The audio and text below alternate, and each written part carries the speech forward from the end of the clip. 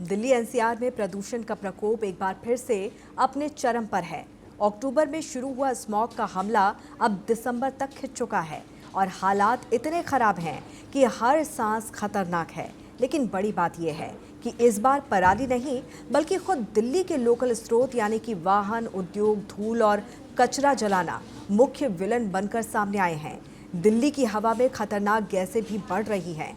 CSE की नई report ने साफ कर दिया है कि राजधानी की हवा सिर्फ गंदी ही नहीं बल्कि एक टॉक्सिक कॉकटेल बन चुकी है, जिसमें PM 2.5 के साथ साथ नाइट्रोजन डाइऑक्साइड और कार्बन मोनोऑक्साइड जैसे खतरनाक प्रदूषक तेजी से बढ़ रहे हैं। सवाल ये है कि आखिर कब रुकेगा ये जहरीला धुआं और क्या दिल्ली को राहत दिलाने के लिए बड़े फैसलों का वक्त आ चुका है।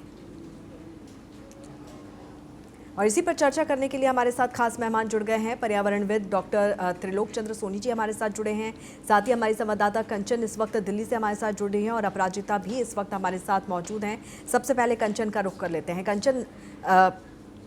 कंचन से हम संपर्क करेंगे। अपराजिता इस वक्त हमारे साथ जुड़ी हुई हैं। अपराजिता, प्रदूषण लगातार बढ़ता हुआ नजर आ रहा है। अक्टूबर से हम देख रहे हैं किस तरह से जो प्रदूषण का लेवल है वो बढ़ता हुआ नजर आ रहा है, लेकिन सबसे हैरान कर देने वाली बात यहाँ पर ये है, जो CSE की रिपोर्ट सामने आई है उसके मुताबिक जो पॉल्यूशन है वो अमूमन दिसंबर तक आते आते काफ़ी हद तक कम हो जाता है, लेकिन अब उसका जो ड्यूरेशन है वो लंबा हो गया है।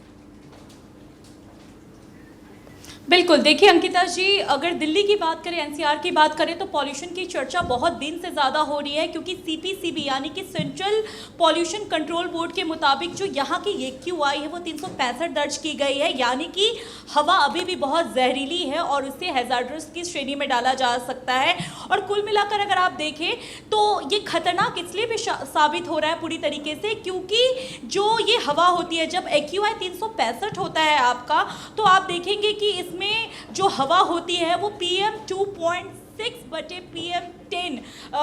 जैसे छोटे कण जो होते हैं वो बहुत ज़्यादा बढ़ते हैं, यानी कि ऐसे सूक्ष्म कण होते हैं, पर्टिकुलर मैटर होते हैं जो फेफड़ों में गहराई तक जाते हैं और वो असर सीधे पूरी तरीके से रेस्पिरेटरी को करते हैं। और आपने देखा था कि जब सरकार ने जब रिपोर्ट दर्ज की थी 2022 से 24 तक के बीच की, तो उसमें अस्पतालों में आपने देखा था कि अस्पतालों में मरीजों की संख्या, फेफड़ों वाले मरीजों की संख्या 2 लाख से ज़्यादा थी, यानी कि कुल मिलाकर दिल्ली में जो पॉल्यूशन की स्थिति है उससे रेस्पिरेटरी में बीमार होने वाले लोगों की संख्या बहुत ज़्यादा बढ़ी थी, यानी कि वायु गुणवत्ता जो है वो पूरी तरीके से आपका खराब है। और AQI 365 अभी भी कुछ इलाकों में है। और अगर आप सरकार की बात करें तो सरकार इसके लिए जो है पूरी तरीके से दावे कर रही है कि 2025 में वो 25 पॉइंट एक्शन प्लान लेकर के आई है, जिसके तहत जो आपका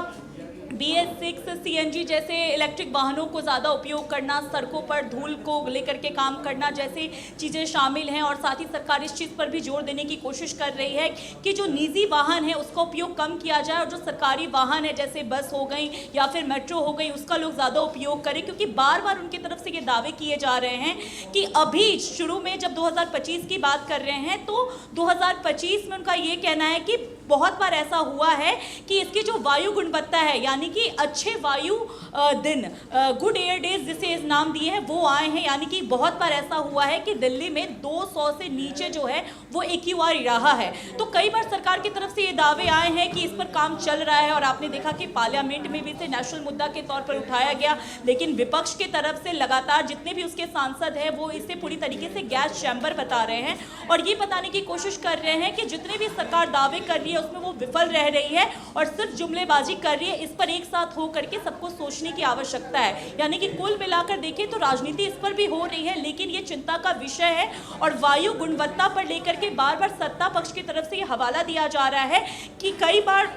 ऐसे दिन आए हैं जब वायु की गुणवत्ता अच्छी हुई है, यानी कि धीरे धीरे जो सरकार प्लान ला रही है, जो एक्शन प्लान ला रही है उस पर काम हो रहा है। तो कुल मिलाकर देखिए तो अभी जो है कुछ इलाके ऐसे हैं जहां पर 365 AQI दर्ज होने के बाद अभी भी वायु गुणवत्ता पर जो है जांच चल रही है, उस पर काम किया जा रहा है, लेकिन कुछ इलाके ऐसे हैं जो अभी स्वच्छ की श्रेणी में डाले गए हैं। अब ये देखने वाली बात होगी कि जिस तरीके का भी मौसम है, क्योंकि जैसे आपने दिसंबर का जिक्र किया तो दिसंबर में वाकई जब ठंड का मौसम आता है तो चीजें कम होती हैं, पॉल्यूशन बहुत हद तक कम होता है, लेकिन जिस तरीके से अभी बहुत इलेक्ट्रिक वाहन चल रहे हैं, लोग पेट्रोल डीजल का उपयोग बिल्कुल। ज्यादा कर रहे हैं। ये उसका तमाम नतीजा चीजें मिलकर दिल्ली की जो आबो हवा है उसे खराब कर रही है, उसे जहरीली यहाँ पर लगातार बना रही है।